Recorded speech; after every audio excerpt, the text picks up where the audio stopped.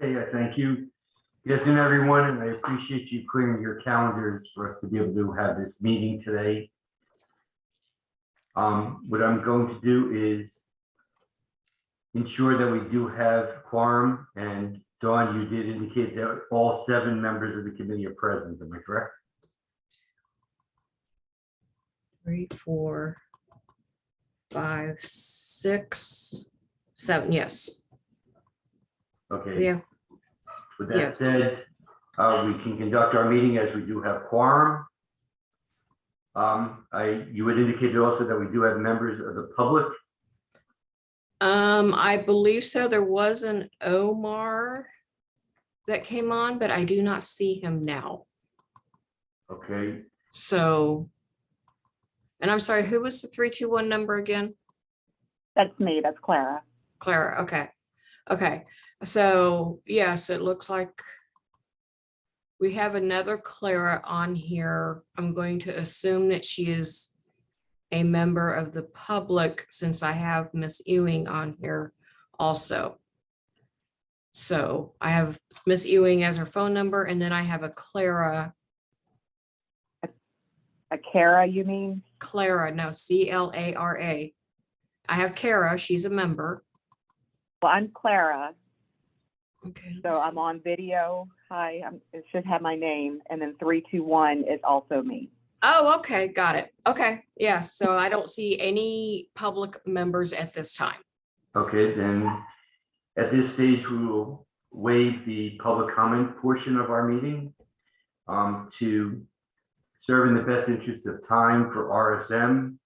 I'd like to move on our agenda for today to RSM's presentation to the audit committee, and for us to have a good discourse today. Oh, hi everyone. I wasn't aware that we were to give a presentation. I was asked to join for discussion, so I don't have a presentation per se. Debbie, how do you want to facilitate? Hey, this is Debbie, and Claire, you're right. The last I was instructed to do, you all, was to invite them there for a conversation for the interim part of that until that such time that you decide to move forward with a audit or an auditor in-house or external. Okay. If I may, the reason, Clara, and by presentation, I'm not talking about a formal presentation. The members of the audit committee have not been privy to the work that RSM has done for the district. So that's where I'm referring to it, rather than get into an open discussion where the committee members don't really have an understanding as to what you had been retained to do. That's what I meant by presentation. Okay, so I'll just give you a little bit of history of our how we had worked with Lee County Schools up through, I think it was May. Gosh, time is getting away, right? Back in 2019, pre-COVID, we came in and we did a risk assessment to develop an internal audit plan. So we developed a top 10, not knowing the level of effort that the district wanted to put forth with the internal audit function, because you can't do everything at one time, correct? So we just wanted to put together a risk assessment of the internal audit top 10 items. And so that was at that point in time. A little bit, it may be stale at this point in time, because like I look at it and, you know, we had a lot of discussions this year just throughout any school district, and just looking in the paper talking about the ESSER funding and all the funding that's going to our school districts. So of course, that's a high risk area that may be a potential topic that an audit committee would want looked at. So we did that back in 2019. And then in we presented earlier this year, we presented 2 reports. We looked at your HR and we looked at procurement. That was on the internal audit plan. So we looked at your purchasing, your procurement compliance, and those are all public reports. They should be in board meeting minutes, and also human resources, recruitment, and onboarding.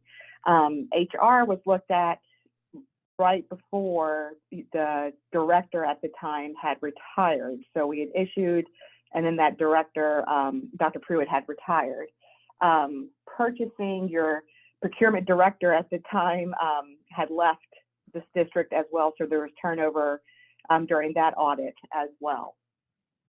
But those were the, oh, and I'm sorry, and we've looked at facilities construction as well. That was in 2020, and the other two were in 2021.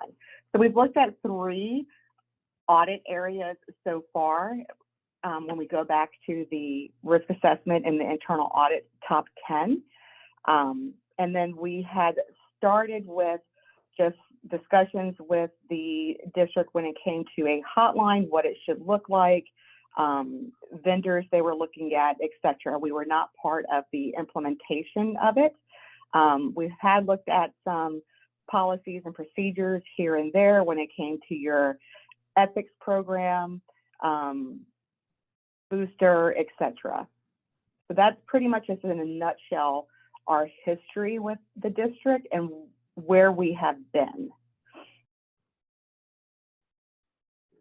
Thank you very much for the update, Clara. And you're right, I was privy to the audit reports. I was able to pull those up, and there were those 3 audits that you had performed. I also did see the risk assessment that you had prepared with your top 10. That information has been disseminated to the other members of the audit committee. So they all have that documentation available as well. If you had continued under the normal course, what would have been the next auditable area that you would have been considering? I believe we were in discussions at one point to move forward with IT related area, whether it's a risk assessment doing security and privacy. I forget what the other area was that we were talking about. Let me just pull that up real quick.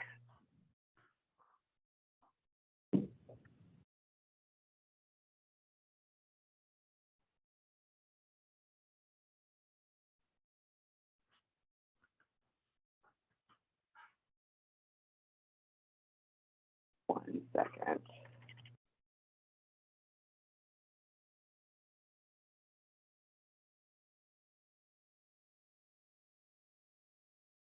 Yeah, IT risk assessment and security and privacy was next on the list.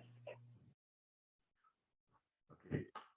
So it would be IT security and privacy, you're saying, correct?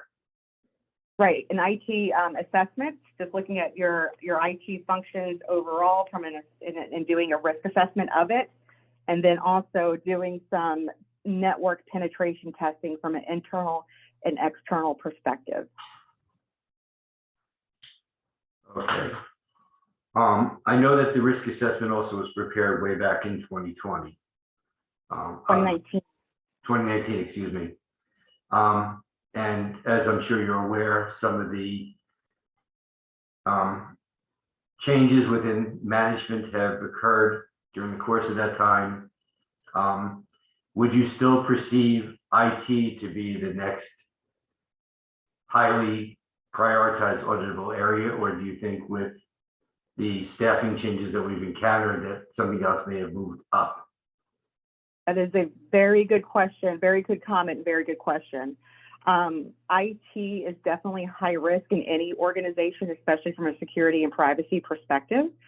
But there's been a lot that's happened since 2019 as well, and even just during this current year. So do I still think that IT and security and privacy is high risk? Absolutely, just given that the environment that it lives in with any school district. But 2, I really think that if you are to move forward, we really need to just have some high level discussion to see what kind of refresh needs to be done to the top 10. Because again, that was back in 2019. At that point in time, a lot has changed, like I was saying with ESSER and just your turnover, etc. Hey, Clara, can you provide, this is Jeff Davis, can you just provide me with a little color of how you came up with that top 10? Was it through questioning and interviewing multiple different individuals throughout the school districts, or were you leveraging some just knowledge of historical norms amongst all school board? Yes, the answer is yes to all of that. So it was that, what was going on in school districts at that point in time, what was going on with our history with school districts and our knowledge, because this is what we do day in and day out. And then we also had various discussions because we wanted to get different levels of perspective of risk. We spoke to each board member, we spoke to senior leadership, and even down to management level. So we were having discussions around various levels and just different people who would have different perspective on risk. And can I add, this is Gwen Gittens, sorry for the Santa hat and all that, but I'm being an elf today. The board also had input in that. And in fact, I recall meetings where we evaluated the order of what they were to do. So there was definitely board input on that as well. Absolutely. Thank you. Clara, if we were to move forward, what would be your timeline for issuing your audit engagement letter so that staff is being put on notice that the audit is coming, to gather the appropriate materials, making sure appropriate staff is available?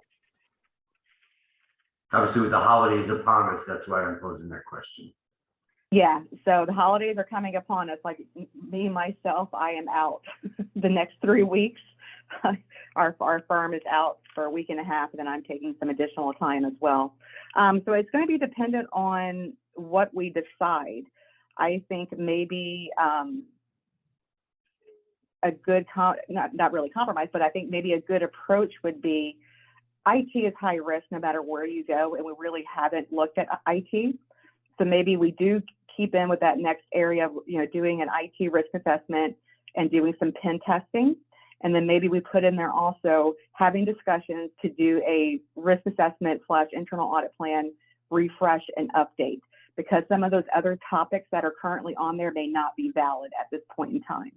Now, when it comes to execution of the project itself, I'll have to get with my security and privacy team. I know that they were a couple of months out from being able to schedule resources because of the demand. And I just have to speak to my IT risk assessment team to see where they are. I know enough to be dangerous in those topic areas. That's one of the benefits of working with fifth largest firm. We have subject matter professionals in various areas of capabilities and topics such as this, and that's not me. I know enough to be dangerous. I know what our teams do, and I know which resources I want to bring in, because these teams that do this specific work, these are teams that I bring into all of my local governments, whether it's a school district, county, or city. This is what they do, and this is who I like to have execute these projects.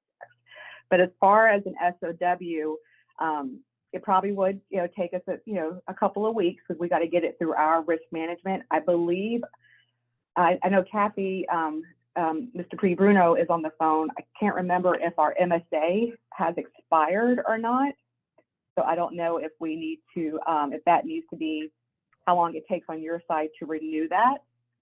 And then we can build an SOW based against that. If there's no changes in the terms of the MSA, it shouldn't take too long. But again, the holidays are a ripple into everything that we do right now, right? Because I have my risk management team that has to review everything. My partner has to sign off, etc. So this is Kathy. Yes, it has expired. So you would need a new agreement, a new SOW, and confirmation as to whether or not you want to move forward with continued representation of the district. Because I know that was another concern that was brought up. So. And I had lunch with Jennifer Murtha, who Ms. Gittens knows, Ms. Jordan knows, Ms. Bruno knows. She's the partner on the engagement. She's actually traveling to Kentucky right now to meet with the governor with emergency management. So she wasn't able to join the call today. But, if I'm going to put a plan in place based on our discussion today, we're so excited that there's an audit committee. I'm so happy to meet you all and speak to you all. I think this is what the district needed for their internal audit function. So if, I'll put the plan in place to present to Jennifer, if we can be in agreement with, pricing, et cetera. I don't see why we wouldn't be able to move forward now that a committee is in place. This is Gwen again. May I ask that you give kind of an overview of your clients that are other districts, and especially those that are of the same, similar size or description of ours? Yeah. I actually left an audit committee meeting this morning with the school board of Brevard. We've been their internal auditors for over 20 years. They are a best practice when it comes to audit committees, and I believe Ms. Gittens has spoken to the chair there. I've given information to Ms. Jordan. I believe she's spoken to the chair of the audit committee there as well. We have Seminole County Schools that we're currently working with, Osceola, Volusia. We work with Broward. They do have an internal audit function, but we go in and we do specialized projects for them. Quite a number of school districts. We've done some work down in Palm Beach, etc. So we are active when it comes to school districts. We're active with the FSFOA, going to that CPE, etc., with other finance officers. So, this is our team, our internal audit team. This is what we do day in and day out. We are not external auditors. We don't audit financial statements. We were in our past lives, but internal audit for local government, whether it's a school district, a county, or a city, this is what we do day in and day out, 100% of our time. Sounding like you primarily do an outsource, am I correct? An outsource relationship, you primarily do an outsource relationship rather than a co-source. It's a mix. We have a few entities, not from school districts, we're mainly outsourced. We do co-source with a couple. Like I said, we do special projects for Broward. Their internal auditor will have us come in and work with them. It just depends on the organization. And just for clarity for the members here and also for the school board members present, who do you administratively report to and who do you, in other ways, report to with your? So I'll give you Brevard County, for example. So we report to the audit committee at Brevard County. The audit committee is made up of members appointed by the board. So there's always a board member at each one of our audit committee meetings. And once a year, there's a joint meeting between the board and the audit committee to talk about goals and accomplishments. So we do report directly to the audit committee. We do have a liaison per se. Finance is usually, they're the ones that are helping coordinate, helping us navigate through the district with the various projects that we work on. We have exit meetings with the superintendent prior to our audit committee meetings. Once we report to the audit committee, again, there is a board member present at each meeting. So it's either up to that board member or it's up to CFO or superintendent. Once we've met with the audit committee for them to present to the full board, finalized reports, et cetera. Okay. Can I chime in for a second, Mr. Cohen? This is Butch Absolutely. Spank.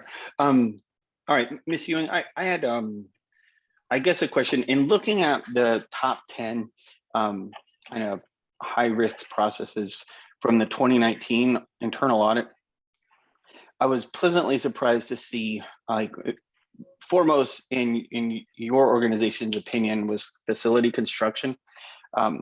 Second of all was purchasing and procurement compliance, and third of all was human resources, recruitment and onboarding.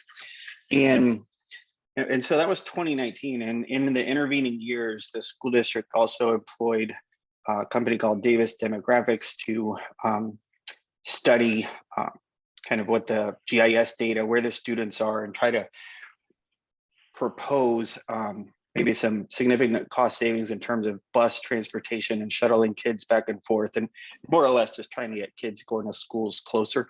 So, I think there's been some work done on it, but I agree that is crucial. The the school board just did kind of a pivot on where they were planning on making the school.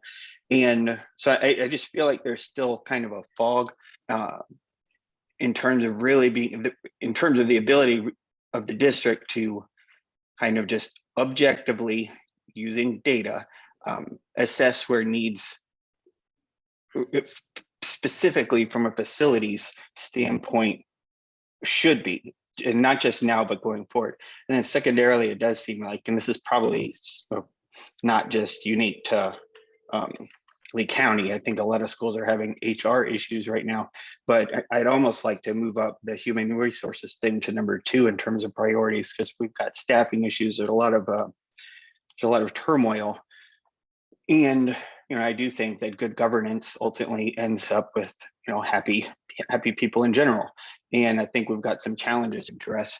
So I just wanted to put my 2 cents in there in terms of, from, as a member of the audit committee, kind of where I think if we're going to partner with you, where I think, and Mr. Cohen and anyone else on the call, please feel free to chime in if you disagree.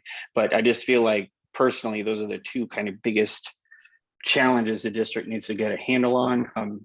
So it's just, if I had my druthers, I'd like those 2 to kind of certainly remain in the top in terms of priorities for not only what you're working on, but then also what your, what your conclusions are, and then actual action items that the district can then take. So that's, I just wanted to share that kind of overarching perspective on kind of where I would like to see things go.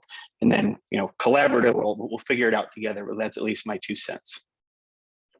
Right, and we have, Mr. Swink, we have looked at facilities. I'll be more than happy to share that report to you. So we have looked at facilities construction back in 2020, and then we have looked at your HR hiring process earlier this year. And I can share that report and also the procurement report with you.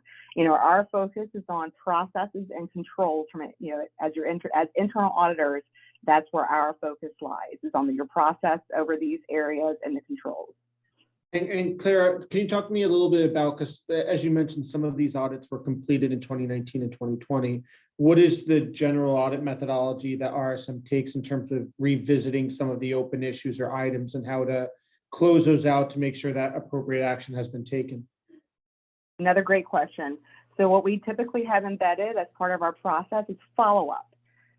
So if we move forward, we should probably have a follow-up section on here so we can follow up on those 3 reports that have been issued. But I have to go back and recheck the estimated completion dates for the observations that were noted to see if, to see if that timeline has passed. And then we like to make sure that there's ample time from implement remediation to current period to make sure that we have sufficient population in order to perform follow-up procedures. Okay. And Clara, Jeff absolutely jumped on where I was going. A follow-up obviously is vital when you have areas that have not been visited in 2 years, or processes, and not knowing whether they've ever implemented the corrective action that they promised, whether they've gone back to their old ways. Now the auditors are gone. So my thought is, if we can get some type of follow-up process in place, would be wonderful, and not just on the internal audits that you have prepared, but all of the audits that we've encountered within the district, whether it be the governmental audits, whether it be our own in-house auditors. We have a Gibson report, which I think speaks to what Mr. Swank was talking about. It'd be wonderful if some of the responses that management provided, we can ensure that they actually are implementing some of those changes. And I understand you do operational financial audit. This would be more along the lines of best practices. And then obviously any best practices you can bring to our district, since you deal with so many other school districts within the state of Florida, would be greatly appreciated, if whether embedded into our audit report or as an additional document to our audits. Yeah, so we would need to get an understanding when you're talking about the other audits. I can easily pull down your auditor general, et cetera, and see what reports are out there and what the observations have been. But there's an unknown population from my perspective as well, like that Davis project that Mr. Swank was talking about. So I need to get a better understanding of those other audits that are out there that we aren't aware of. Absolutely, and we could speak with Ms. Bruno in putting together the MSA and encompassing that within that document so that you're not blindsided when you come up with a proposal, that you know exactly what terms you're agreeing to. And obviously, we don't expect you to look at 100 reports, not that there are going to be, but you also have to have an idea of how much man time you're going to need. Right. Yeah, absolutely. When you crafted the audit plan and you came up with the 10 highest risk areas, what was the timeline that you had envisioned for the 10th audit to be performed and then starting to circle back again? So we did not discuss the timeline for all 10. When we presented the top 10, the board had agreed to the facilities, the first project. So we executed that project, that SOW for that project.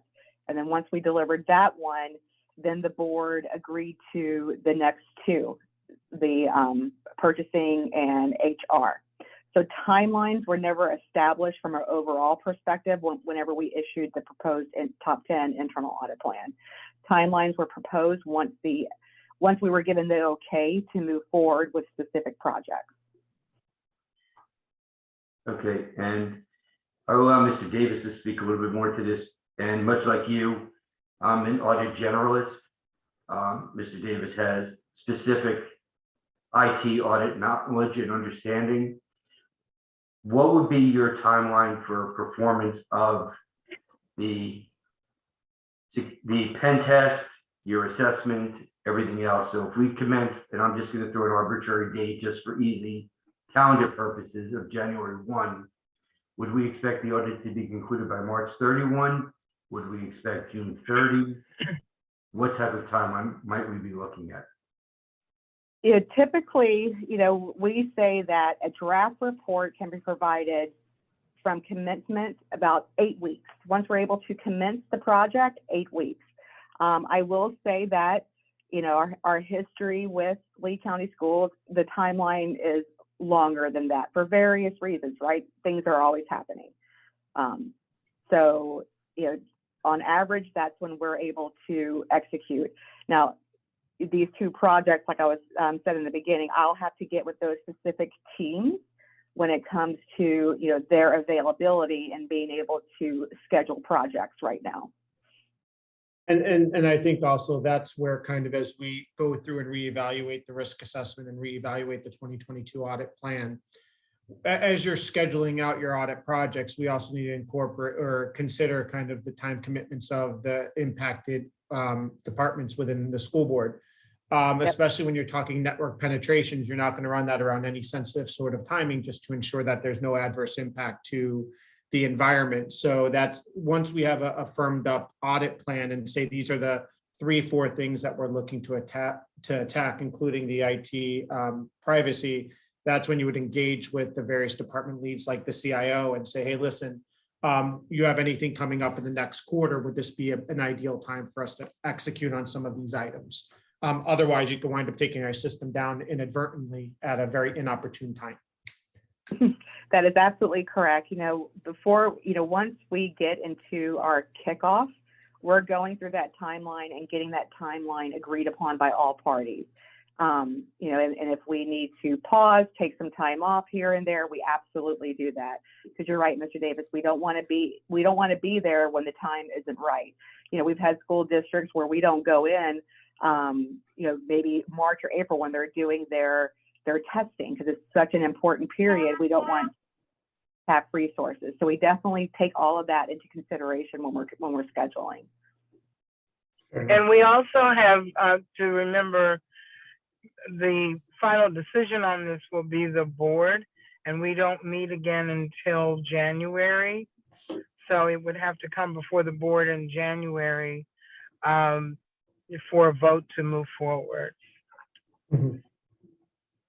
This is Mary here. Is there a timeline for management to address any of the findings in the previous audit, like for procurement or the construction or facilities? Is there a timeline for them to address that? Correct, yes. In all of those reports, there are estimated completion dates for their remediation. So management response, that is word for word verbatim from management who own those observations. So they have their response in there and how they're going to remediate, who the responsible party is, and their estimated timeline for remediation. Those aren't our timelines, those are their timelines. Okay. And then do you typically follow up with them based off of the timelines that they set forth with you? Yeah, so we typically, when we're having the discussion, especially with, this being kind of first round, they're asking us, what is a typical timeline? And we say pretty much within at least 6 months, we like to see remediation. If something goes outside of that parameter, it's usually system-based or there's other components that they're having to work on. But we typically say around 6 months. And the only thing I don't see in the audit reports is I see you don't kind of take a stab at evaluating the level of risk associated with the findings, whether it's critical, high, moderate, or low. So that's the one thing as we review these, we'll have to keep into account that you really don't know the level of impact associated with these. So that's where we'll just have to do a little bit more due diligence reviewing the reports for the actual finding themselves. And that is a topic that we're having continual discussions with various clients. Some of our clients, we do include risk ratings. Some of our clients, we do not. It depends on the environment. Because what we're finding is sometimes when we include the risk ratings, I'm not saying this for Lee, I just went through this with another school district, the focus was lost on the observation because they couldn't get past the risk ratings. So we were losing all focus on the observation and what needed to be addressed. So we decided to take out the risk ratings. They know what the priority is. So it's a discussion we're having across the board. Sometimes the risk ratings are the bane of my existence. I have this conversation all the time. Been there and done that. Going to what Mr. Davis said, what might be beneficial is at least at the audit committee level, if we're apprised of the risk of each of the areas and each of the findings, that would be beneficial to us. This way, when you're presenting it, if we see something that is deemed to be high risk and management says that can is going to kick down the road for a year, and the low risk stuff they take care of immediately, or the very easy things, we obviously want to make sure there's an appropriate plan in place to address every finding. And that's exactly where my head was at, Paul, is usually if you have a critical or high, I don't want to wait 6 months for it to be resolved. But I've seen audit findings that are complaining about, a $2,000 overage in a $3 or $4 million account. I don't really care too much. But if you have an item where you have a potential risk that could come to fruition in a couple of weeks, you want to make sure that's top of priority. Not just for, in the case where you have a co-source where the internal audit knows to follow up immediately, or the board knows to follow up immediately, or something that, again, if it's 6 months out, that we actually have a little time for them to do the due diligence. Okay, and Clara, since we are a new audit committee, what would you wish for us to do to assist you with the audit process? Good question. I think for Lee School District, having the audit committee is really going to help shift the intent and focus for the internal audit function. It's just going to help bring additional teeth around it for the roles and the responsibilities. I think it's the right move towards growing the internal audit function for Lee County Schools. Right now, let's say we come back and, yes, we start executing these projects for Lee County Schools. It's just that open dialogue, that we get to have with you, Mr. Cohen, as the chair, and being able to meet and present to your committee. It's about that open communication more than anything. Okay. And if we were to put an MSA together for the coming year or thereafter, how many audits would you be proposing to perform in 2022? I think a school district the size of Lee County schools, you should be executing probably around 4 to 6 projects a year. My mind was around the same number. I just wanted validation, at least from my perspective. Obviously, any of the other committee members, please voice your opinion if you think 4 to 6 might be too much impact on staff, or if you think that's the appropriate number. I would have expected 4 to 6 would have been the right range. I think considering that this hasn't been done for a long time, that, and I think we discussed this at our other meeting, that the on-ramp is going to be challenging. And because we need to get caught up, there's a lot of work that hasn't been done. And so we got to buckle down. And so, I agree with you. If 4 to 6 is a reasonable number, then I say there's absolutely, it's inexcusable if we don't get 4 to 6 done, just because there haven't been any done past couple of years. So I'm backing you up on that, Mr. Cohen. Thank you. And And Mr. Cohen, may I make a comment real quick? We had finance committee meeting yesterday evening. And some of the issues that came up about previous audits led me to want to ask that prior to them starting, that perhaps what that first meeting with the audit committee would be to go over some of the thoughts or issues or whatever out of the other audits that were already done. You follow what I'm saying? I absolutely do, Ms. Gittens. As was brought out, we reviewed the audit reports. And as you said, the audits took longer to prepare than what is customary. And we obviously need to find a way to facilitate those audits to be concluded much sooner than they are without inundating staff. The risk assessment, just my own personal evaluation, it appeared to be very boilerplate and didn't appear to go into the extreme depth. Obviously, not having access to your work papers, I'm sure there was a lot more work behind it than what the final document looked like. The same thing with the audit reports. It was difficult to tell whether staff really took the findings as seriously as they potentially could have, just based on some of the timelines that were presented. We discussed the follow-up matrix, and obviously that would be vital for an audit committee to know just how seriously staff's taking it, because then we have the ability to bring staff liaison into the meeting and the superintendent, anybody else from the management team, as well as we have board members. And if we need to take a different tack in commencing the audit without it being adversarial, that's the last thing we want. But we also want a quality product at the end of the day. I'm not saying RSM will not produce one, but we need to make sure that all sides ultimately are in agreement. It's wonderful if you present a thorough audit report, but if staff says they're just looking to make a name for themselves at our expense, or they're playing Monday morning quarterback with us, that's not going to accomplish the district's goal, and I don't think it's going to accomplish yours. No, and we are not gotcha auditors. That's not our intent. I was having a conversation with another school district last week with the superintendent. I was straightforward and say, we are not gotcha auditors. That's not what we do. That's not our methodology. We look at processes, controls. We make it specific to the school districts that we're looking at. We include the best practices of what we see elsewhere.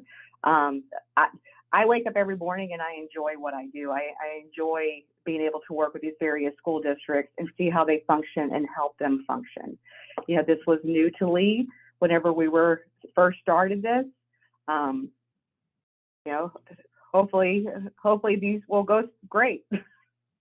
Well, can I just say too that, in my opinion, as a board member, none of us have nearly the expertise that this audit committee brings. So the level or whatever of reports that came to us, will be different than the questions and things that come now that we have an audit committee. And I agree with you, that is a missing piece. that we have the experts that can say, well, what about this and what about that? I mean, at the level that we got, it was understandable to me, but I don't have nearly the experience that all of the folks on this committee have. So I think that's what's going to increase the depth and the information that we receive, because we have someone to work together with you to ask those other questions and perhaps include things that we wouldn't have thought about. You know, can I springboard off of that for 1 second? And this is for you, Ms. Ewing, and Mr. Cohen. And it's, I guess, a two-part question. The first one would be, why do you think it sounds like perhaps the studies themselves or possibly the implementation seem to take a little bit longer? And I don't know if that's unique to Lee County, but you know, if that's the case, I think from both of your perspectives, if that is the case, how do we avoid that? How do we make that process more efficient? And then secondarily, you know, how do we also make sure that there are some teeth to the findings so that we, you know, I think everybody here is going to work very diligently. We're all, you know, and it's not a gotcha thing. It is ultimately the whole point is continuous improvement. And so how do we just kind of ensure that these findings aren't just found, but they're acted upon? So there's, you know, one kind of leads into the other, but it's just, I don't know what the history was. I just know what it's going to look like from today going forward. So I'm just kind of curious what your perspectives are there. You know, it's a different environment these days, right? You know, the various hats that individuals are wearing, the roles and responsibilities this was being done through a hybrid COVID environment. So we, you know, that was, I'm sure, was taken into consideration whenever they were putting together their timelines for remediation.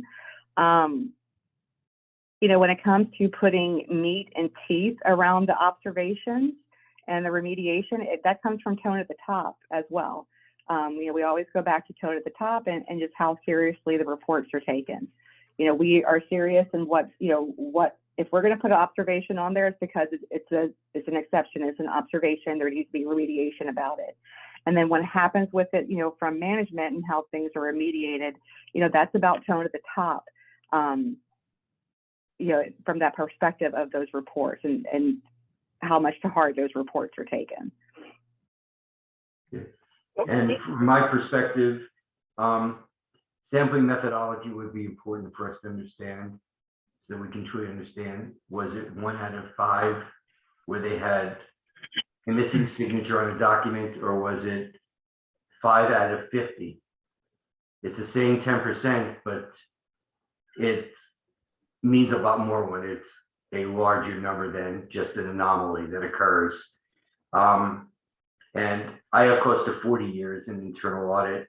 The only way that I've ever found effective, Mr. Swank, in ensuring that corrective action will be implemented is that the auditee does not feel like they are being penalized for the mistakes of the past.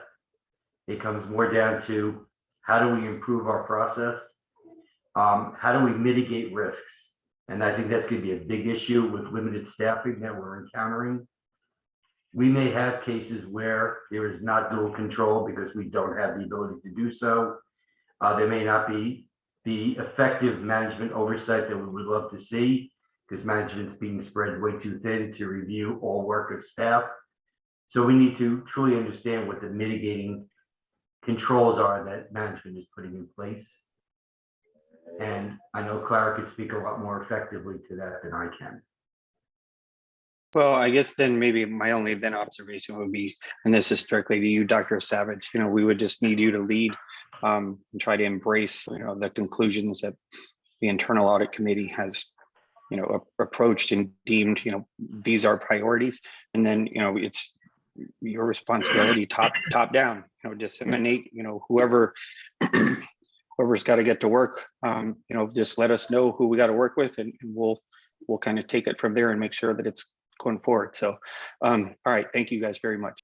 And to that point, also making sure that we close the loop like that. And that's the one thing. And again, not having a fully staffed internal audit organization or RSM on board since May, finding items, having remediation, you know, being able to track those and see those get closed and ticked off one by one. That's how you kind of drive that Mr. Davis, your volume went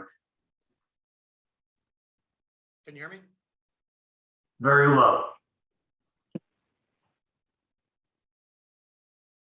How about now? Still low. All right, so let me try talking loud. There we are. All right, I'll project. Now we're all deaf. Yes, perfect. But the other point that I think Mr. Swank was touching on was by maintaining visibility and tracking these issues to ensure that they're being closed.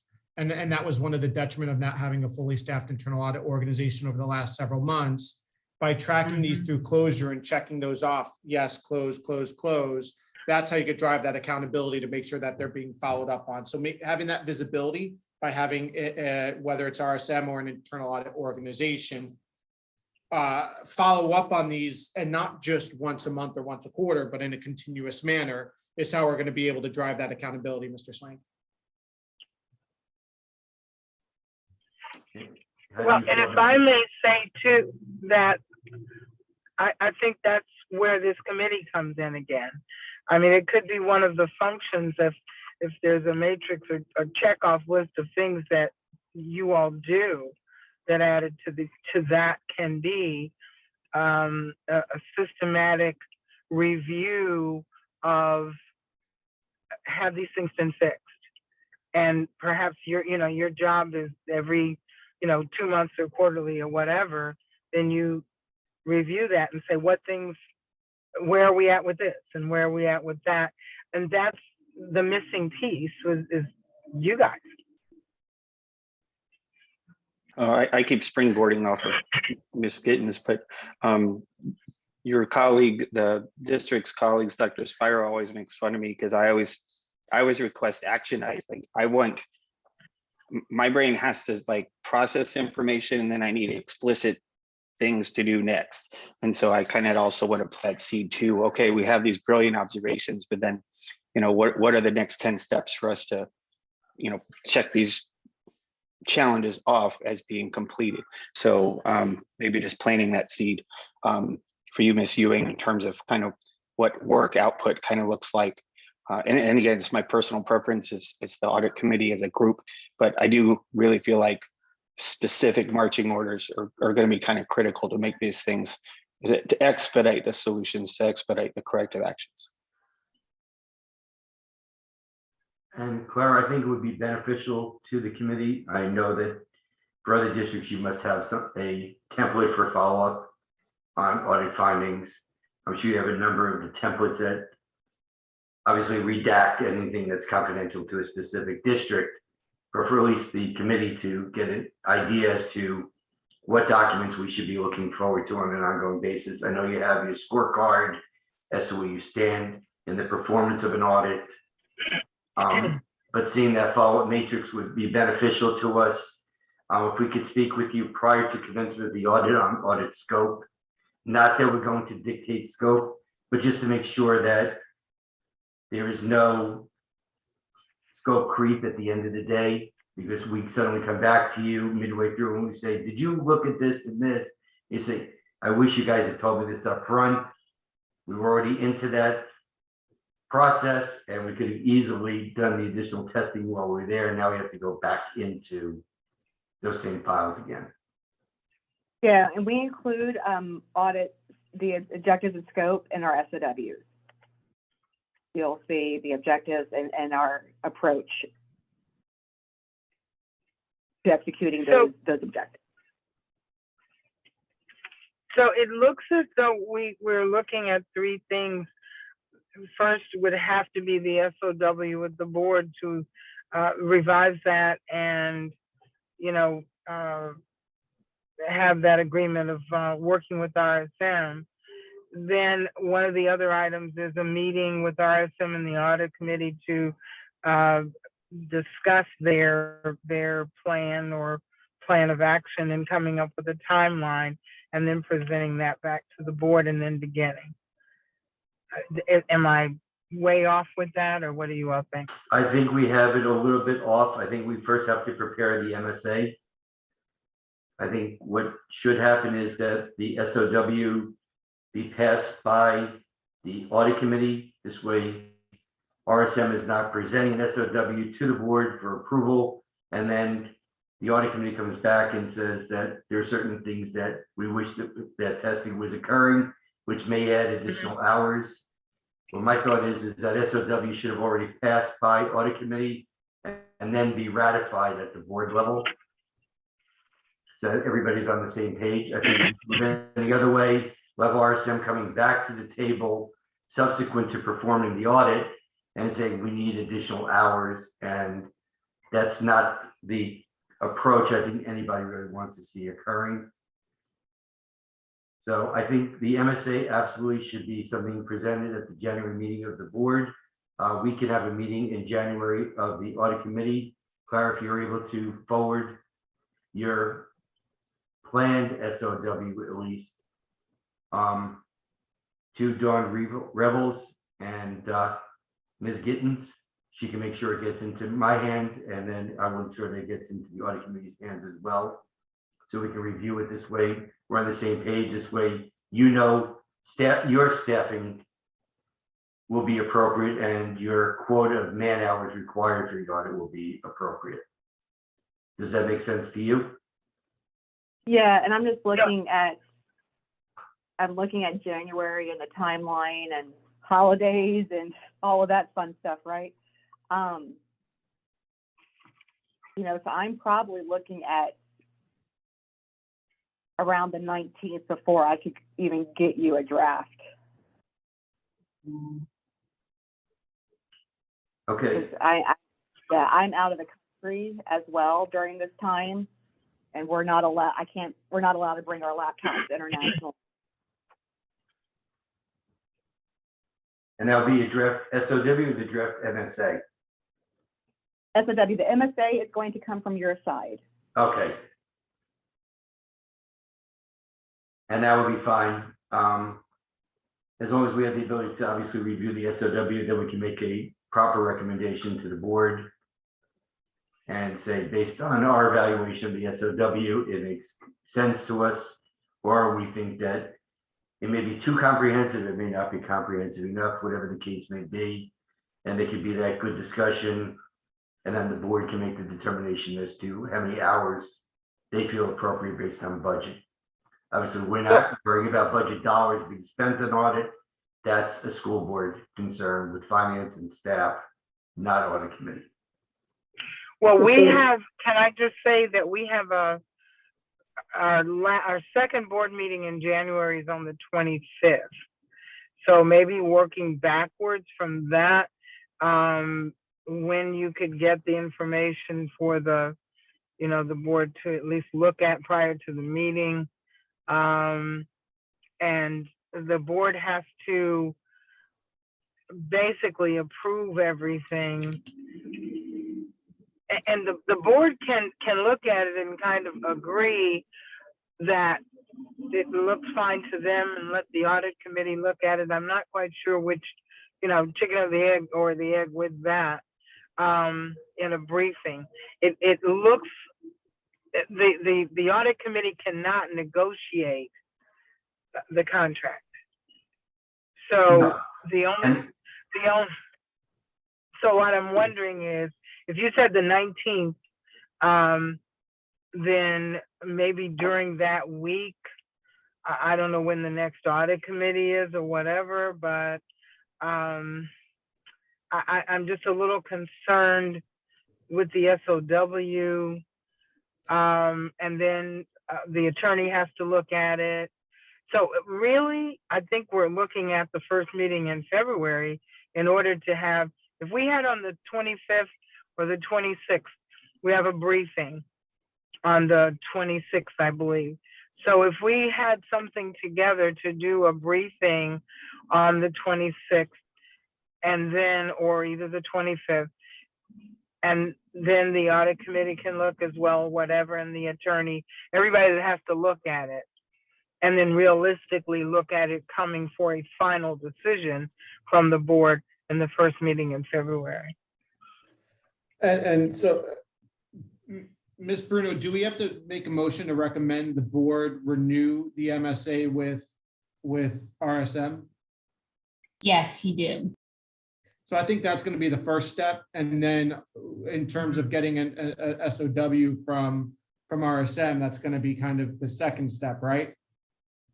Right. And see, Yeah. I can do that recommendation at our Mhm. first meeting in January to say, this is what the committee, the audit committee has come up with in a discussion with RSM, and Yep. then go from there. Yeah. And So then with that- Attorney Bruno, is that correct? Yes, so the committee can go ahead and make a formal recommendation via motion to, for Ms. Gittens to come back to the board and make a report that this is what the audit committee is recommending, and then the board have their discussion as to how they want to move forward. And if the board says, yes, we want to move forward with this recommendation and re-engage with RSM, then the negotiations will begin with the agreement and the SOW. So with that said, then I'll make a formal motion to provide a recommendation to the audit committee that they extend or renew the MSA with RSM. Okay, do I see a second on that? I can second that motion. Okay, any discussion? Hearing none, all in favor? Aye. Aye. Aye. It would be unanimous. Clara, what would next steps mean from us for you to meet that January 19th draft date of the SOW? Probably the 19th. I'm in another audit committee meeting on the 18th. I think my marching orders are to draft an SOW to include risk assessment, internal audit plan, refresh, follow-up. Follow-up on pre-existing reports, but I need to know the population and the volume of reports that you have in mind for us to do follow-up on. Again, I know our reports, I can look at the Auditor General to see what they've issued. But if there's other things that you anticipate follow-up on, I need to get an understanding of what that is.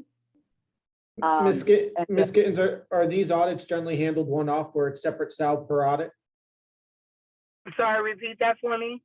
Are the audit projects generally treated as separate statements of work with RSM, or do you actually have a statement of work that covers just 3, 4, 5 audits? How is that handled in the past? Is it one-off?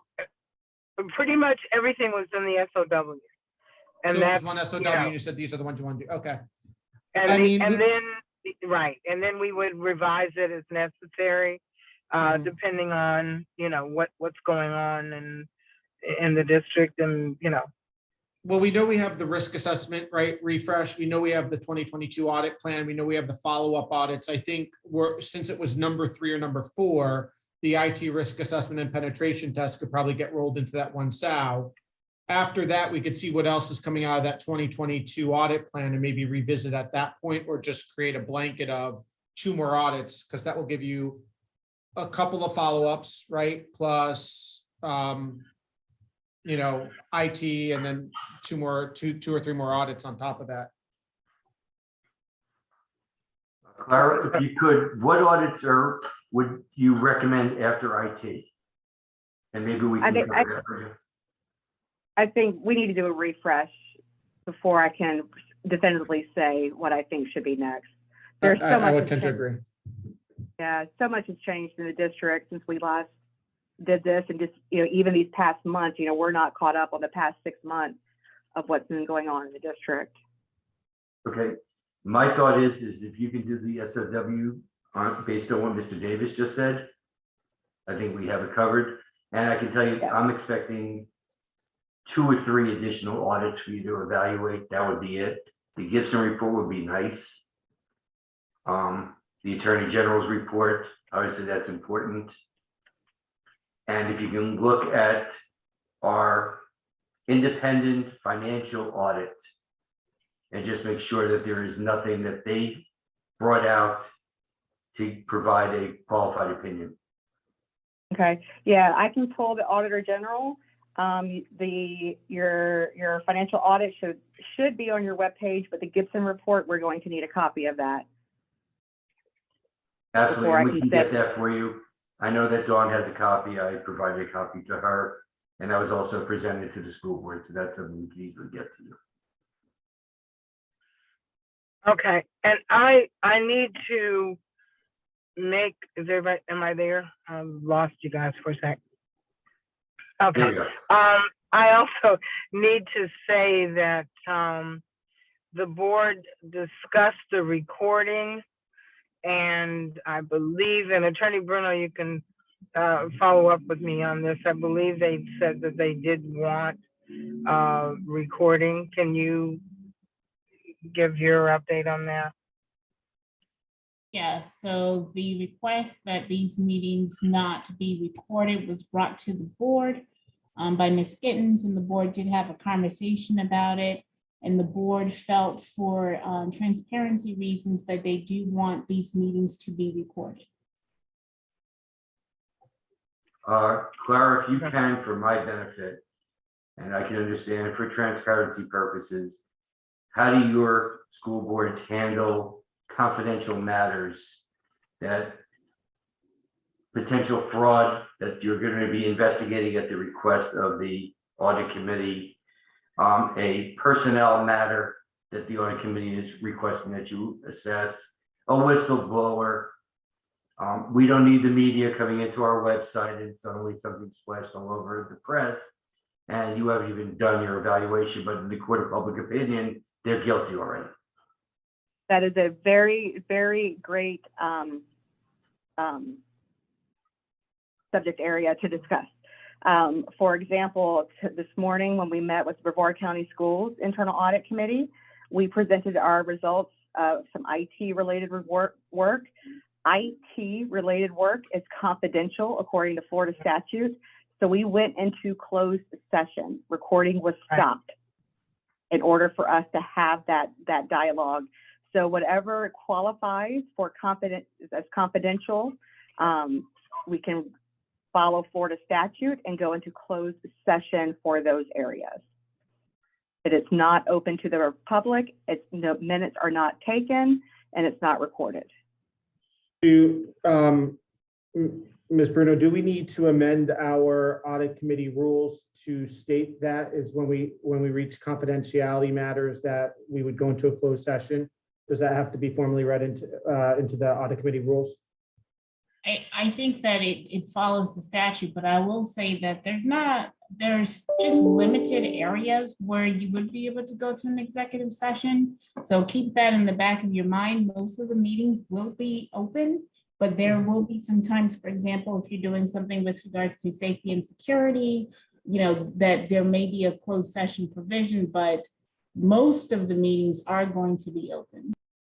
Yeah, Right. and the reason, go ahead, Claire. I'm sorry. I was going to say our experience has been it's IT related and active investigations. Yeah, Right. because from an IT perspective, I could imagine if anything gets discussed about vulnerabilities, anybody listening in would then have the tools needed to be able to breach the school board. So there are certain areas where we want to be very delicate, like you said. And I will just add with regard, and Claire, you and I can talk about this, with regards to active investigations, that is also very, very limited. It's not just because there's an active investigation, you think you can go into executive session. Ms. Bruno, I'm going to disagree with you, and this is something that we need to discuss with the school board. I don't think that RSM needs to be privy to this conversation. This is something we have to determine amongst ourselves. So I would like to table that discussion for the time being. Clara, is there anything else that you would like to bring to our attention, or anything that we can do to help you in being what I'm going to call a tight timeline? Since you're going to be out for 3 weeks, you're committing to a January 19th draft SOW. What can we do to help in that process so that we can get it to the board for January 25th? I can't think of anything at this time. I need those reports, those other reports that I'll make sure that I have access to, the two that I should have access to. But I'm going to need that Davis report. Dawn, if you could you please forward the entire package that you provided to the audit committee to Clara? Yes, I can send it as soon as we're done with the Zoom meeting. You will Yes, sir. have probably more than you'll need, but you'll have everything that we will be discussing today in your package. Yeah, it'll be there before 4. And I can't say enough that this still has to go back to the board. I have to present it to the board for motion and present your motion, but they still have to agree to move forward. And our first meeting, I think, is what, the 5th or no, the 2nd week of January. So at that point, we will know what the final board decision is. And that's fine. Obviously, we want to follow the board doctrine and make sure we don't violate anything. Let's still hold with the 19th. If you're able to get a draft prepared earlier than that, it would be greatly appreciated, but I also realize that time is not going to be on our side. Yeah, And that draft would need to come to the board as well. I mean, first and then the audit committee. Or even at the same time, I guess, if that's okay. I thought I was going to be working with the audit committee on the draft first. Yes. That was my understanding too, Ms. Gittens. That Oh, okay. So you guys are going to work with them to put it together and then bring it to Correct. the board. Correct. And So if you are available, go ahead. I'm sorry. Claire, if you can clear it on your calendar, and I'm going to request of the other members of the audit committee, if we can set a date for the 19th for us to get together, we should be able to come up with a final draft that at the conclusion of that meeting, so that on the morning of the 20th, it will be ready to go out for board review, and this way they will be ready and complying with statute for proper notifications for the upcoming board meeting. Okay, so if we're going to meet, I would like my partner present, and she's actually in Tallahassee on the 19th. We can do it on the 20th. Okay, Looking at her and schedule. which would be easier for you, via Zoom or in person? Zoom. And the 20th would be better as well. Yeah, we have interviews and stuff on the 19th. So, Attorney Bruno, if you can weigh in with any other caveats regarding this, that would be good. Well, there was one thing that I wasn't sure what Mr. Cohen said he disagreed with me about. I don't think I caught that very well. With regards to the terms of the contract, Claire, I have one question for you. With the other districts that you have worked with, is it the audit committee that is drafting the contract in your SOW? Is that who you normally work with? Typically, like for Brevard, the superintendent signs it. No, not signing it, but the determination of the terms. I know that the audit committee will review and agree to the plan in terms of the different areas where the audits need to take place. They help formulate that plan for the board and make that recommendation. But in terms of the actual terms of the contract, is that negotiated through the audit committee? I don't know how other districts do that. No, so those are the school board's contract terms. And Ms. Bruno, what I'm bringing out is not that we're negotiating fee. What we are going to be discussing is the scope of work, so this RSM can come up with an appropriate fee, which is separate and distinct. We have no right to dictate how much money the district is going to spend on any work. What we do have a right to do, and it is part of our responsibility and mission, is to ensure that the audits are performed appropriately, that they include coverage of the various risks that are applicable to the process being audited. That's where we step in. As Ms. Gittens rightfully said, RSM could present an SOW that, and I'm not saying that they will, but it could be deficient. and the school board will approve it because they will assume that RSM has all their i's dotted and all their t's crossed, and they may not have taken something into account that a member of this audit committee would be aware of, that RSM could have the aha moment and say, I'm so glad you brought that out. We should be adding that into the scope of work. That's where we come in. We are not dictating hours to be spent on the audit. We are not to negotiate the rate per hour. None of that. It is strictly a 10,000-foot view of the scope of the work as presented by RSM. And for us to just say, yes, we agree with the scope of work, or did you consider these additional risks when preparing it? That's where we end our process. It goes from there. That is a board dictate to determine whether or not they wish to move forward with that level of scope of work. And we will have 2 school board members present at the meeting on the 20th so they can voice their input, again, without any discussion about dollars to be spent on the audits.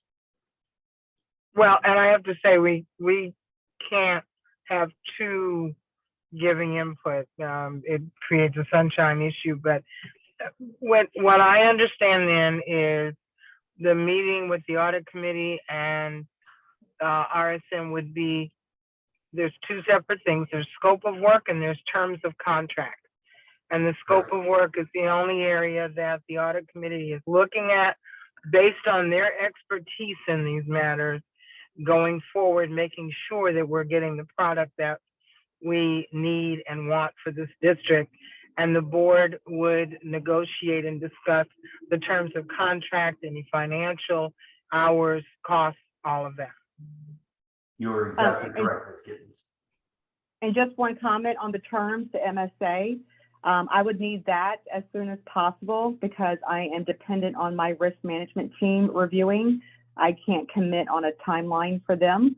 So as soon as I can get what the proposed MSA looks like, the sooner I can get it to them and in their queue for review. Okay, so I'm confused with that. How can, without a scope of work, how can we determine what the cost will be? The MSA, Ms. Gittens, it's just about our general business terms, limitation of liability, indemnification, all of that fun legal stuff.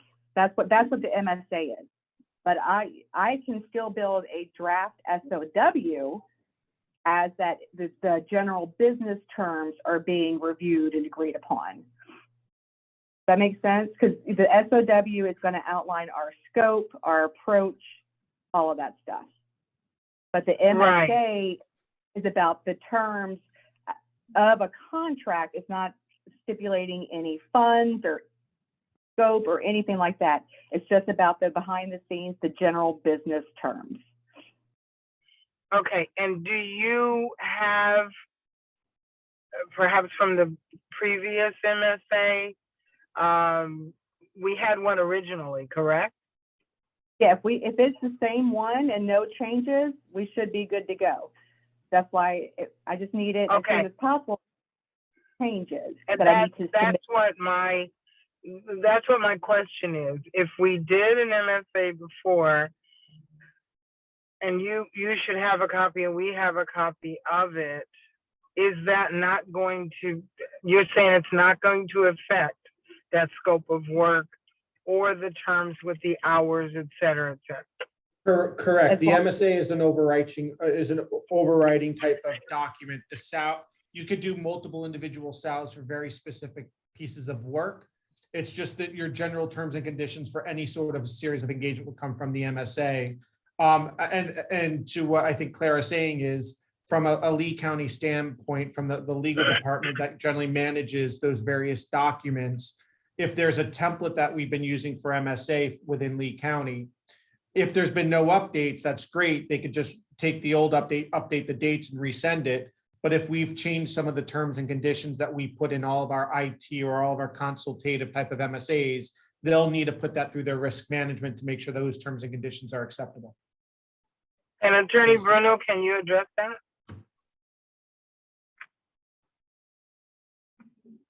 Oh, yes, we have the proposal that was provided to us, I believe, last summer. So we can work off of that and see where we are in terms of those terms, if they need to be adjusted.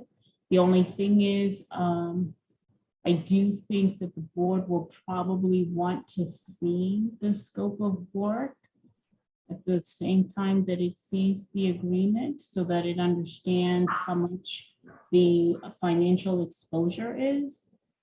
That's the only thing I can think of. I know that the board is going to want to review all of this. One board is not going to be able to say yay or nay. It has to come to the board. But Attorney Bruno, an MSA has $0 associated with it.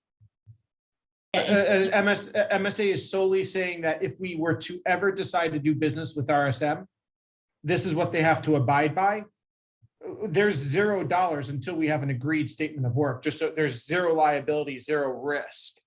So that's MSA is- exactly what I'm saying, is that the board is going to want to see the scope of work as well to figure out exactly what their exposure is. I mean, they're not going to approve the MSA without seeing the scope of work.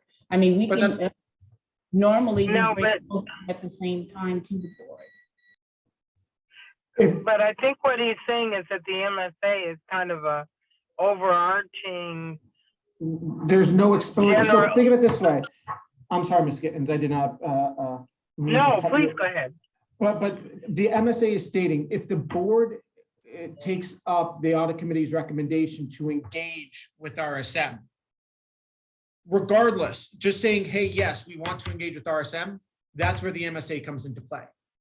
How we want to engage with RSM, for what purposes and what exposure and what dollars, that's where the statement of work that the board would then review and approve would come into play.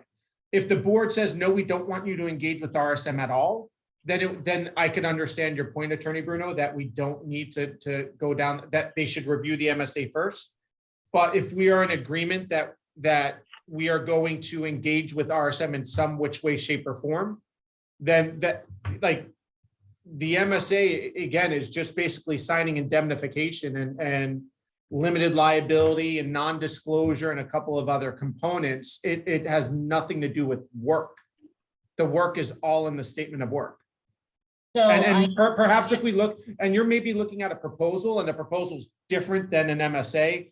And again, it may reside within the school board's sourcing and procurement org. I don't know who handles MSAs and the documentation, but perhaps where we may want to start is if Clara could share with us the old MSA and you look through what is in the MSA, it will give you a little bit more reassurance that there's nothing in there that's really going to be at risk for the school board. So Yeah, I held back the prior MSA, and here's what the concern that I have is, because this board may not say by majority vote that I want to re-engage with RSM. This board may say, I have questions and I need these questions to be answered. What is RSM going to do? What areas are we looking at now? I mean, this board is going to have questions that will need to be answered. I cannot just go to the board and say, here's an MSA, take a look at it. Do you want to engage with RSM? I'm pretty much sure that this board is probably going to say, that's not enough information for me. I don't know what you think, Ms. Gittens, but that's kind of based on the experience that we've had. That's kind of what I think will probably happen. So if we want to really have the board have the full knowledge that it, all of the information, they're gonna have questions. They're gonna want to have.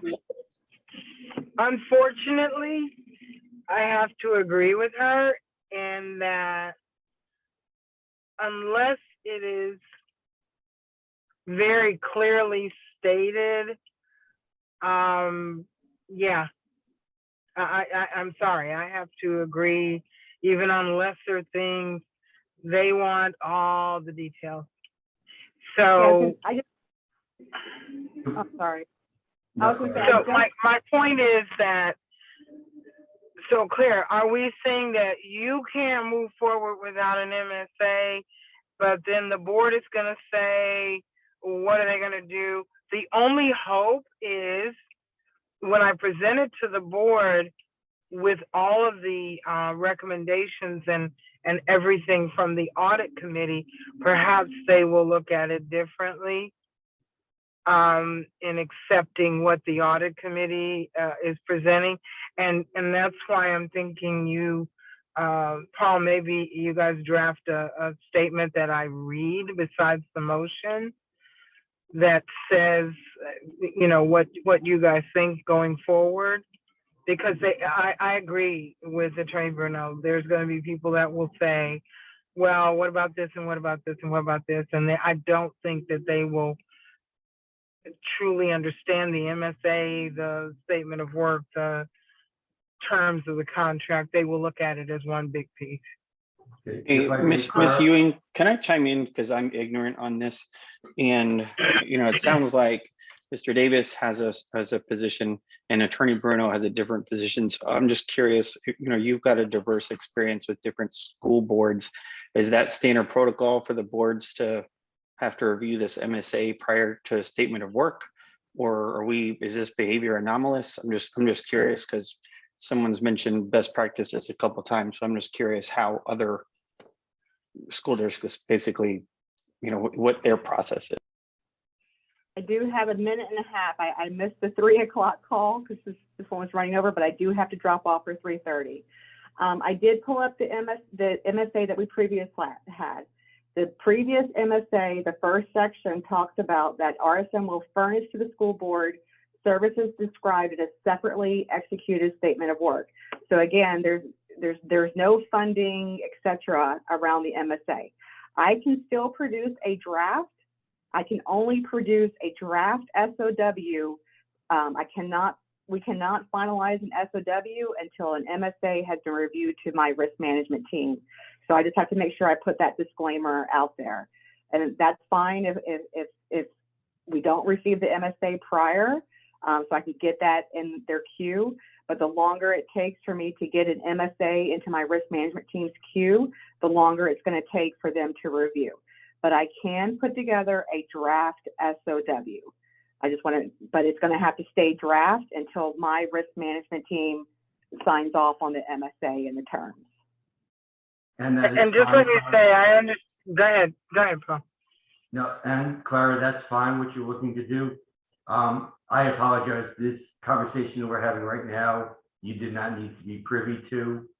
I greatly appreciate your time. I know it is now 3:30. You were committed an hour of your time. You gave us an hour and a half. I can't thank you enough for your time. We'll be reaching out to you and letting you know next steps. All right. Thank nice you, meeting Clara. all. You're welcome. Hey guys, I apologize, but I need to drop off also. I emailed my 3 o'clock meeting and told them I'm gonna be there at 3:30, so I don't want to email them again and postpone it. So I need to drop off. Sorry. That's quite all right. Thank you, Mr. Carrington. Take care. Bye. Thank you. Okay. I am going to, and not necessarily come across as siding with Mr. Davis, but I agree with Mr. Davis. I think there is a disconnect between what an MSA is and what an SOW is.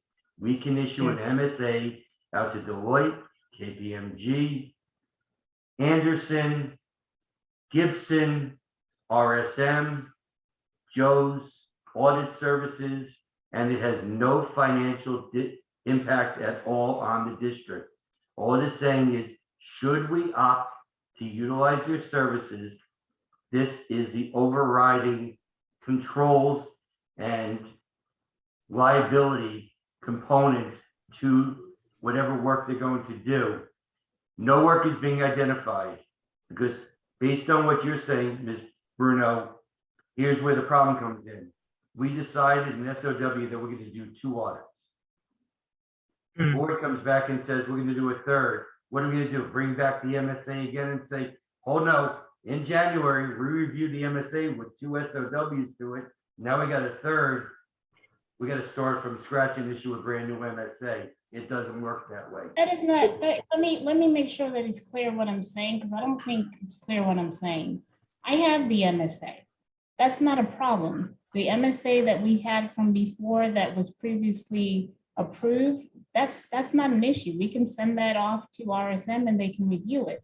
What I think what we're trying to explain is that you want the board to sign off on the MSA and then come back to the board with the SOWs. What I'm trying to explain to you is that most likely this board is not going to be willing to just sign up and say, okay, RSM, I'm going to engage you, and then now come back and tell me what the projects are that we're going to engage you for.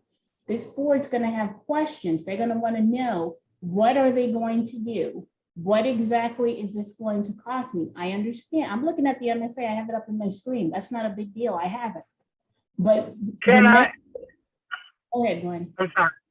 No, I was just going to say, and here's my question. What is the contractual piece of an MSA?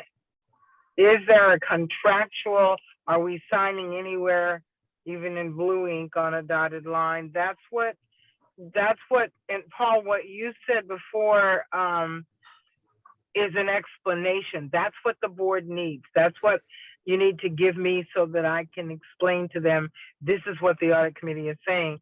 But is there any contractual, we're signing on the line with an MSA? That's the question. I understand where you're coming from, Ms. Gittens. And so with that said, we had a previous motion to recommend to the board to evaluate engaging with RSM via their MSA. Perhaps we need to update that to incorporate kind of a high level what we envision a relationship with RSM would look like, what we're hoping for them to accomplish. And that as part of that, there may be some that comes out as part of the SOW after they perform the risk assessment, after they refresh the 2022 audit plan regarding what the actual specific audit projects will be.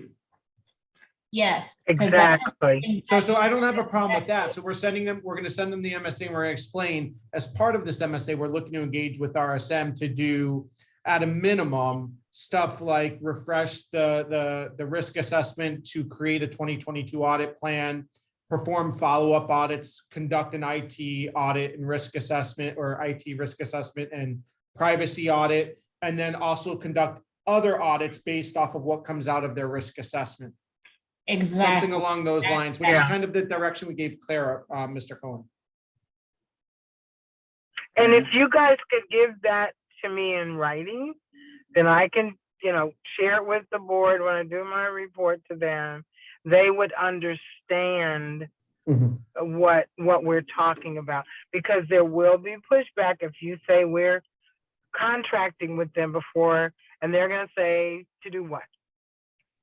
And trust me, that's what happens. It happened at our last meeting. Yeah, and within that written notice, we could clearly define that the MSA does not enforce any contractual obligations with us as it relates to actual financial burden. It's just really kind of laying out the framework and saying that we have a relationship with RSM if we ever want to use that relationship. Excellent. That would be perfect. If you write that out very, if I get that very simplistically so that it can be explained, and then I think we go from there. I mean, we're seven. Go ahead. No, yeah, as I say, Mr. Cohen, would you like me to draft that, or would you like to draft that? What I was going to ask you to do is, so that we can vote on it, would it be possible for you to put that into the chat? This way, Dawn has the exact verbiage, and this we can approve it at this level. I could put in a rough draft in the chat, but I won't be able to put it into what I'll call more appropriate formal speak. But I could do that. I could quickly do something. So based on what Mr. Davis says, he's made a motion. Can I get a second on that motion? Which is to create a general SOW to be attached verbally with the MSA to be presented to the school board. I'm just giving a 10,000-foot recap of what he's just said. And I will second that, Mrs. Book. Is there any discussion? Hearing none, all in favor? Aye. Okay, Aye. Kara? Aye. Okay, approved 6-0. Thank you all for that. Okay. Ms. Bruno, the other thing is, and I didn't want to go have that discussion with RSM present. Is this closed session or executive session, whatever we wish to call it? I understand transparency, but there is also, just as you have attorney-client privilege, there are certain things that we will be discussing in our audit committee meetings that third parties should not be made privy to. And we can have that discussion at the beginning of a meeting and make a determination whether or not, based on your legal advice, whether that is applicable to go into executive session or not. But we need to leave that open because we don't know what will come up in the coming year. There may be special investigations. There may be, as part of the IT audit, where there is confidential information. We could have something presented during an HR audit relating to a specific employee file. There could be a lot of things that are brought up during our discussions that we just need to be very cognizant of and understanding who will be out there listening and having the ability to sadly manipulate, and I am being very careful with my word, the recordings of this session. And I want to make sure that that is not used inappropriately. The public has every right to know what is going on within the district. There are no secrets to be held at this level.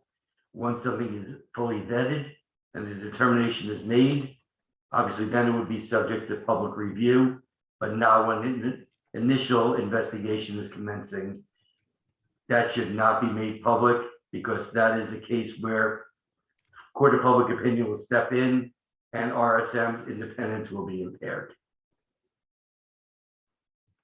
Well, and I also think just fundamentally it's self-defeating to address, to really identify a couple of, if it is a fraud issue or if it's an IT issue, we're literally highlighting, here's something that people can now act upon instead of having, instead of being able to do the appropriate response, you're basically giving people, advance warning, this is what's happening, and that's defeating the entire purpose. I mean, if we're not able to really kind of confidentially inspect, discuss, review numbers, look for anomalies, and something comes up, that's the only word that comes to mind. It feels self-defeating if this has to be all, you're telling every single person on the planet precisely what we're doing. Interested parties are going to be interested. Okay, and I saw something come through in the chat room. I'm still working on it. I'm going as fast as I'm typing as fast as I can. Now I'm impressed at your typing speed. Okay, addressing within our agenda for today, has everybody had the opportunity to review our minutes of November the 18th? Yes. Yes, I move we approve the meeting minutes. Can I get a second, please? I second that. Okay, we have a motion and a second to approve the minutes of the November 18th audit committee meeting. All in favor? Aye. Aye. Aye. Approved 6-0. Ms. Gittens, was there anything that you wanted to present to the committee from a board member standpoint?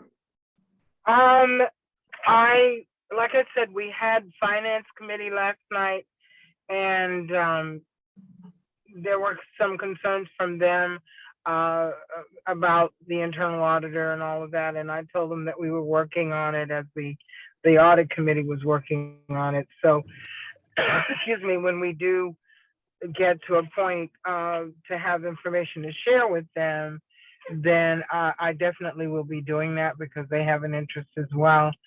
I can't say enough how proud I am, how grateful I am to all of you to share your expertise with the district in this way and your time it's invaluable to us moving forward and being the district that we should be. It's a missing piece that has now been plugged in, and I really just thank all of you for all that you do. I suggest, like I did to the finance committee, to follow board docs prior to our meetings. Anything that has to do with budget or budget updates or capital spending, so that you can have some input on those areas as well. So I just thank you all, and if nothing else, I wish you the happiest and most restful of holiday seasons. So the one thing before we sign off, have we established when our next audit committee meeting would be? Yeah, we were not ready to sign off as of yet. Now we, just for full disclosure, I was a member of the finance committee. I was also past chair of the finance committee. I was one of the individuals who was very outspoken against RSM. I was not very pleased when they saw their risk assessment document presented. I was never very pleased when I saw their audit reports. I made it very clear at those meetings. I wanted to be very courteous today when we was meeting with the representative of RSM. That is the reason why I want this audit committee to review the SOW to make sure we were truly, the district is truly getting the level of audit that they should be getting. And it shouldn't just be myself having the unfair advantage over you other members of this committee and forming the opinion. I want to keep it as objective. I want all of you to form your own opinion. If you think they're wonderful, that's great. If you think that they need improvement, that's great. Everybody should have their own opinion, and it should not be influenced by any other member of this committee. And Paul, can I add one thing to that, Paul? That I guess I'm a real proponent of coaching, and if there is something that's not correct, then people need to know exactly what that is and be given an opportunity to fix it. I just feel that that's the way business should go. And then if you are unable to fix it, then that's a different story. And like I said, I think the audit committee is the missing piece. We as a board don't have that expertise to ask those questions, to have coached them to get a product that was different. So that's where you guys come in. And to that one thing, I do want to stress, the only reason why I'm all aboard in terms of engaging RSM at this time is just time restraints or constraints. Generally, I would never suggest doing a no bid type of contract to any consultative firm. I'd rather get a couple of bids and see who comes in best.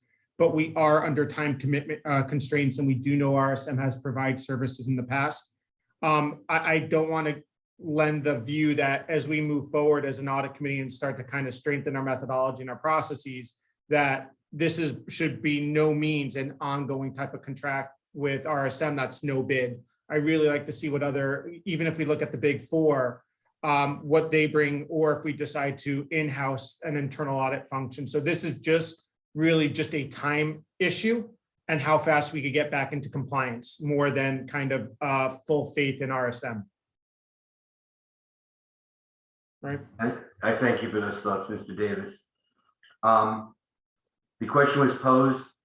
I threw out an arbitrary date of January 20th to allow us to have a presentation to the board, hopefully on the 25th of January. Having set no time for that meeting, if you could all look at your calendars and let me know what your calendars look like for the 20th, I would greatly appreciate it. Paul, I just got an email. I just got an email from Miss Ewing. She is available on the 20th for 1 hour between 10:30 and 2. Okay, I will leave it to the committee. I know I will be in Orlando at a meeting, but I'm absolutely going to break away. I'll have my computer with me and be able to get on the call, or worst case, we'll do it via my cell phone. But I will make sure that I am available on the 20th. And any of those times work for me. I could fit in an hour in any of that time block. Does anyone have a conflict at any time during that block? Good. This is Kara. I have no conflicts. Jim? I'm good. Okay, it looks like we're all available. Should we set it for 10:30? 10:30. Okay, let's set it for 10:30 with a hard stop at 11:30 since I don't And, believe it should take much more. And I will Make check. sure that, oh, I'm sorry. No, go ahead. Go ahead. Go ahead, Ms. Hinton. I just want to make sure everyone knows that at our board meeting, let's see, on the 10th and 11th is our next meeting. I will be presenting the results of this meeting on either the 10th or the 11th prior to, so hopefully you guys watch and see what's said. You may not have to, no, I'm not even gonna say it. Okay. And Ms. Giddens, if you need me present at those meetings, I'm more than happy to be so. This way You know, it's I just was an additional thinking voice. about that. I was thinking about that, and let me look into it, Paul, because, yeah, I need all the support I can get at any time. So I will talk with you offline about that to see about you, you know, coming and if there's time. If it's in the briefing, well, I'll talk about it and we'll see. But yes, be there when you can. Okay, because we are doing with a meeting date of the 20th of January, I don't know if it is appropriate now to set our calendar for 2022 at this stage, because we do not know what scope of work will be and the frequency of our meetings. Unless somebody feels otherwise for setting a February meeting, we can do so. I just don't want to see us locking in because we don't know when RSM will be commencing on an audit. If approved on the 25th of January, and to meet in early February or even mid-February may not be beneficial. I think we could in January set a February date and then hopefully have a good firm plan by then. I agree. Okay, can somebody please make that as a motion because we tabled that from last meeting? So make a motion that we'll set a date for January 20th, our next meeting, or the go forward. It would be two separate motions. One motion would be setting the January 20th for 10:30, and then the secondary motion would be on that date, we will establish a calendar for 2022. So I'll make the motion to set our next audit committee meeting for January 20th from 10:30 to 11:30 with RSM. Okay, can I get a second, please? Second. Hearing a second, any discussion? All in favor? Aye. Aye. Approved 6-0. And then the secondary motion? I'll make the secondary motion that during our audit committee meeting on January 20th, we will then establish either the cadence or when the next audit committee will be made subsequently. Thank you. Can I get a second, please? Hearing a second, any discussion? All in favor? Aye. Aye. Unanimous 6-0. Is there anything for the good of the order that we need to discuss? If I may, Chair Cohen. Just wanted to say thank you to all of you for giving up your time for this piece. Really enjoyed hearing the discussion on the evaluation, just as an awareness on your part long before we had an audit committee. One of the first things upon taking reins of the organization in June, I was pretty horrified to find that we really did not have any type of risk management function, any type of formal opportunity to really identify risk and take a systemic approach to it. Secondarily, I came from an organization prior to at the state level where we were learning from ongoing audits and largely process audits that really helped us identify priorities on ongoing movement as an organization to really address those priorities. So it was done in a very thoughtful fashion, not in a gotcha fashion whatsoever. And it was very powerful for us at the state level So I have been a big proponent for audits and expanding our audit function here, not even so much to the board side, but really internally, really broadening rather than just really doing exclusively financial audits and just very ad hoc process audits, to really do more robust auditing function. So just thank you to all of you. And just, it was kind of concerning to me when I heard about the boilerplate risk assessment. Really to me, the value that I see is in the sophistication of the analysis. So I just hope that you as a group continue to exercise, be very judicious and very demanding in terms of the level of information that you expect. Certainly, I can assure you from my perspective, the full cooperation of staff. I do ask that I think the 4 to 6 number that you landed on is very reasonable. That is very typical for an organization, specifically of our size, but really a lot of comparable systems should have no problem doing 4 to 6. Obviously, the issue with the pandemic and the massive staffing shortages that we are seeing would have an impact. Obviously, if the staff is stretched, that will inhibit their, not because they don't want to, but simply because you have a number of folks doing other folks' jobs, and that may limit some of their engagement. So we're experiencing, not just unlike many folks nationally, the staffing shortages. So I ask that you do consider that as part of your discussion as well. Hopefully we will see a favorable return to normal levels of operation in the foreseeable future. And I don't mean to use it as an excuse. I would just say that sometimes if you're doing an analysis of an operational unit during a time where they are not really exhibiting typical work function because of that duress that they're under at that time period, you may see an inaccurate, you might have an observation that is not fully accurate if you were to see it during a normal operational time period. So I just wanted to bring that up because I want to make sure that I offered that function as well. So thank you again to all of you, and really appreciate the feedback and the comments today, and just encourage you to keep up the work. Thank you, Dr. Savage. One favor I'm going to ask of you, since we have been through unusual times, and I know at least that the corporate America approach, they've used this as a means to update their business continuity plan. Has the district done so as well? Paul, if you could just restate, I'll make sure I hear it fully here. Just it came through Absolutely. quietly.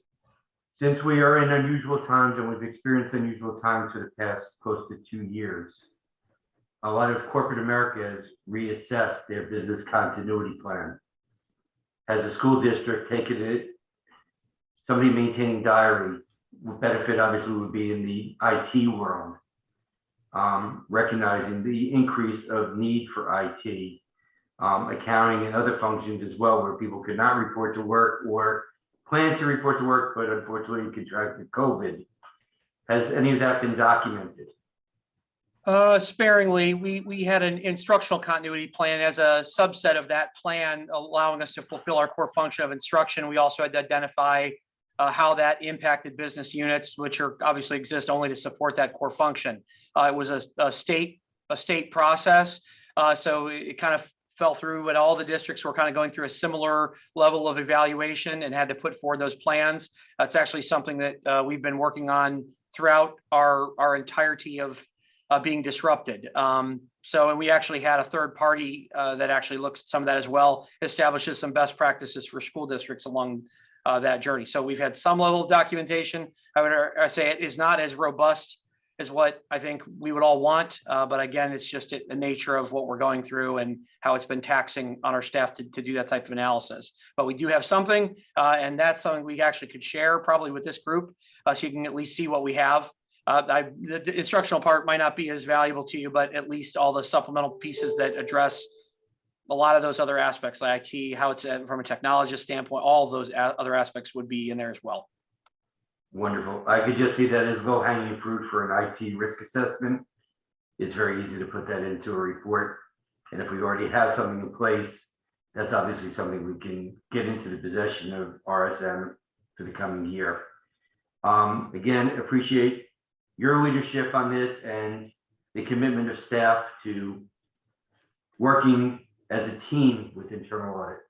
And I think that's how we have to approach internal audit. That is internal audit is a team member, not somebody from the outside playing Monday morning quarterback. I think that's a misconception by staff that it puts them in harm's way.